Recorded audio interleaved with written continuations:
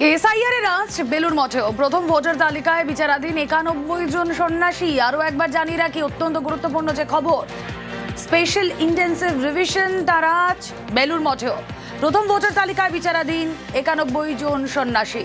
দেবাশিস চক্রবর্তী প্রতিনিধি রয়েছেন সঙ্গে। দেবাশিস, দেখো, যে আমরা দেখেছি এসআইআর এ বহু মানুষের নাম এখনো পর্যন্ত বিচারাধীন, সেটা লাখের কয়েক লক্ষ।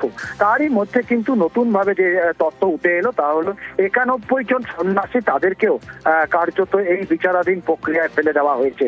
অর্থাৎ তাদের যে ভারতবাসী কিনা সেটা নিয়েই কিন্তু সন্দেহ প্রকাশ করছে এই এসআইআর এর মাধ্যমে। তবে এখনো পর্যন্ত বেলুর মঠের তরফ থেকে সরাসরি কোনো বক্তব্য পেশ করা না হলেও তাদের দাবি, তারা নির্বাচনের মতন বিষয় তারা কিন্তু কখনোই ভোট দিতে যান না, ভোটের মধ্যে তাদের কোনো সমস্যাও নেই।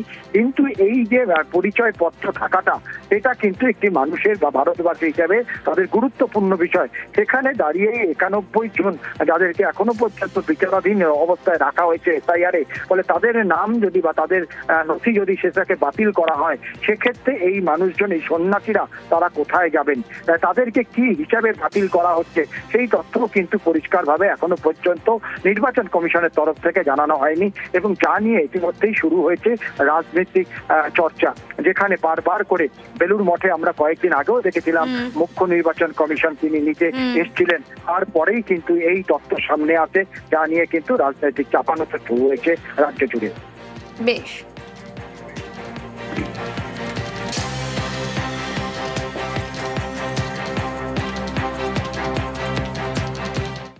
ফের বিএলওর মৃত্যুর অভিযোগ। এসআইআর এর কাজের চাপে ফের বিএলওর মৃত্যুর অভিযোগ।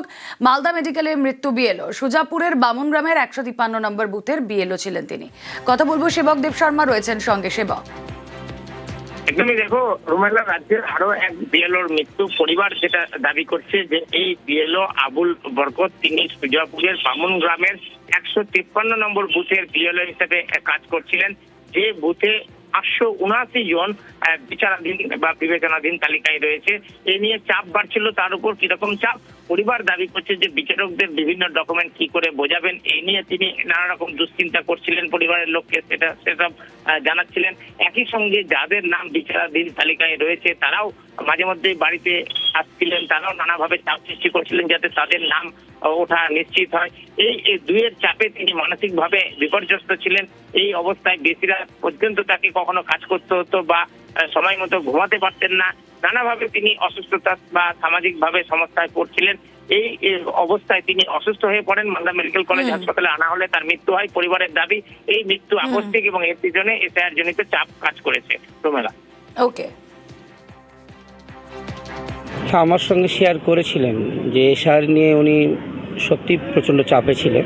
ভোটারদের কাছে কেমন করে ফেস করব, আমার গ্রামের মানুষ, একটা মানসিক চাপে থাকতেন। এছাড়া কন্টিনিউ উনি 7-8 দিন ধরে এই যে আন্ডার অ্যাডজুডিকেশন, তার জন্য যে প্রিপারেশান নিজে এবং ফ্যামিলি সহ মোটামুটি কন্টিনিউ রাজ্যে কাজ করছিলেন। এই ঘটনার জন্য আমি আপাতত নির্বাচন কমিশনকে দায়ী করছি।